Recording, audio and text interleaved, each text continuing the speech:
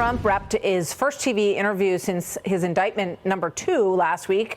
He sat down with Bret Baier for an exclusive interview. Here's a preview where Bret asks him why he had these sensitive national security documents at Mar-a-Lago. The only way NARA could ever get this stuff, this back, would be please, please, please, could we have it back? And they please, asked for that. Because they have no, we they were did talking. Ask for it. No, and they said, I gave can you them give the some, documents back? and we were talking. And then they said they went to DOJ to subpoena you to get them Which back. they've never done before. Right.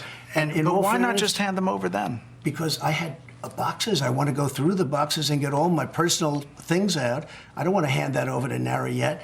And I was very busy, as you've sort of seen. Yeah, but I've been according to very, the very indictment, busy. you then tell this aide to move to other locations after telling your lawyers to say you'd fully complied with the subpoena when you hadn't. But before I send boxes over, I have to take all of my things out. These boxes were interspersed with all sorts of things. Bret Baier, Fox News chief political anchor and anchor of Special Report, joins us now by phone on his way back into New York after this interview. Bret, what was your takeaway from your talk with the president, having just come off this second indictment? Yeah, Martha, good afternoon. I think, listen, defiant is definitely part of the answer, but he really denies flatly some of the things that are specifically laid out in the indictment. And I talk about, in further questioning after this, about the indictment and the recording of what is alleged to be his voice saying that he did not declassify these documents when he was president. Now he can't, and they're top secret and highly confidential, and then shows them to people according to the indictment. I press him on all of that. He denies it. He says that he did not have a document about Iran war plans.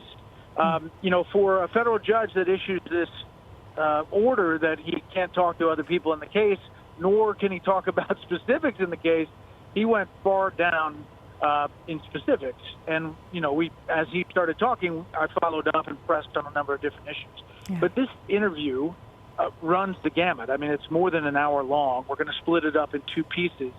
And every question that you, I think, would want to ask the former president, we got to some iteration of it. So, you know, in terms of 2024, Bret, does he seem confident that he will be the nominee and that he wants to be president again? Yes, 100%. I asked it different ways, different times. He is 100% in the mindset that he's not going to get out of this race no matter what happens to him legally. He still calls it all a witch hunt and political. He says he's not worried about going to jail. He says he's got more things to do, and he wants to do it because he believes that he has the right mindset and ability to make America great again. We talk, Martha, about everything around the world and his policies going forward. If he gets a second term, he's obviously super critical of President Biden in many different specific ways. And then, you know, I press him on some of the opponents that are already hitting him from the right ideologically, like Governor DeSantis and Vice President Pence. Yeah, you know, we're looking at an image right now of all the GOP declared candidates, and DeSantis is the only one who's in spitting distance of him right now, and obviously there's a lot of time to go in this. But what did he say about DeSantis? He really kind of blows him off. He says he uses de sanctimonious throughout the interview. Says he uses that nickname because it's a lack of loyalty, and he goes into the whole story about how he supported him. He also thinks that he doesn't have the chops, you know, in his words, essentially.